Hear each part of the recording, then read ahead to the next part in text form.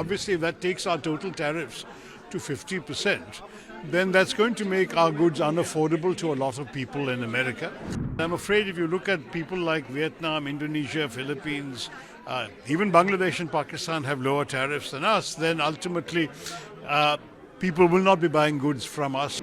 In the short term, it is definitely a blow. I don't think we can sugarcoat it. There is unfortunately a certain double standard involved. They have given the Chinese a 90-day break, but the Chinese are importing far more Russian oil than we are.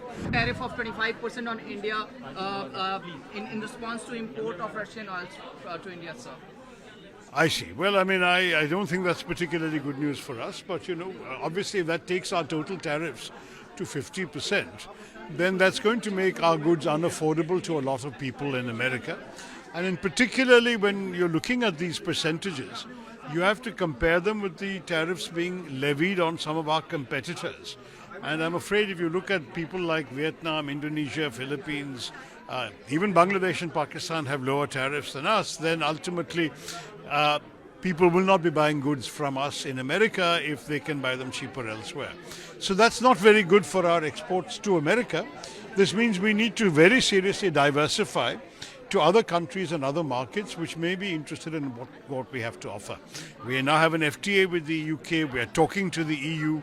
There are many countries in which hopefully we would be able to, but in the short term it is definitely a blow. I don't think we can sugarcoat it.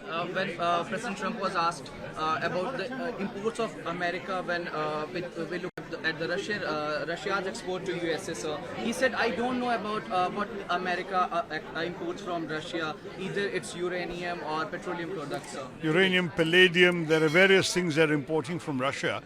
But there is unfortunately a certain double standard involved.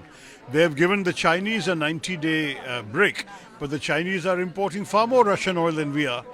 So clearly this has not been a particularly friendly gesture from a country we thought was well disposed towards us, or an administration that we thought was well disposed.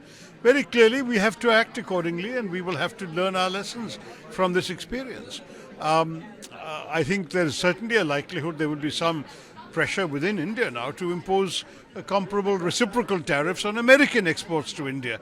So I think we're going to have to really start looking at other trading partners much more in these circumstances. From past a decade, we have seen the entitlement of India to the United States. So can you see all these happening just because of this, sir?